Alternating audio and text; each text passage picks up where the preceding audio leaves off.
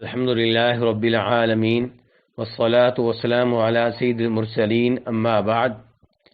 ایک بہن کا سوال ہے کہ رسول اللہ صلی اللہ علیہ وسلم شعبان میں کثرت سے روزے رکھتے تھے، لیکن کچھ علماء کرام کہتے ہیں کہ شعبان کے آخری 15 دنوں میں روزے نہ رکھے جائیں، تو اس بارے میں وضاحت کریں کہ کون سا موقف درست ہے۔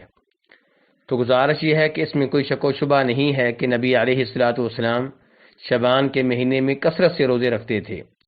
امام مسلم رحمہ اللہ جناب عائشہ رضی اللہ عنہا سے روایت کرتی ہیں کہ وہ فرماتی ہیں کان یصوم شعبان کلہ، آپ شعبان کے پورے مہینے کے روزے رکھتے تھے۔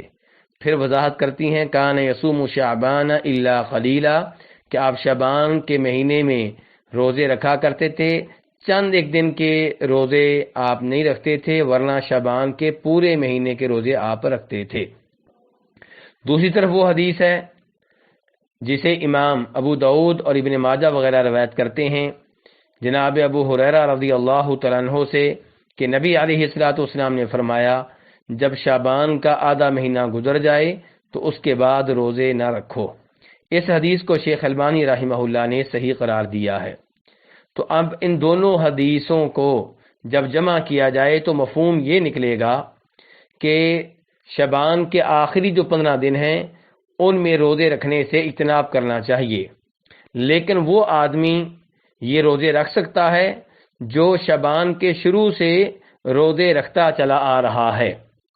ایسے ہی وہ آدمی بھی شعبان کے آخری 15 دنوں میں روزے رکھ سکتا ہے جس کی پہلے سے یہ عادت ہے۔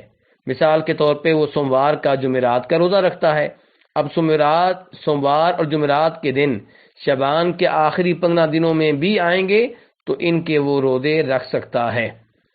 ایسے ہی اگر کسی آدمی کی عادت ہے کہ وہ ایک دن روزہ رکھتا ہے اور ایک دن ترک کرتا ہے تو وہ بھی ان دنوں میں روزہ رکھ سکتا ہے۔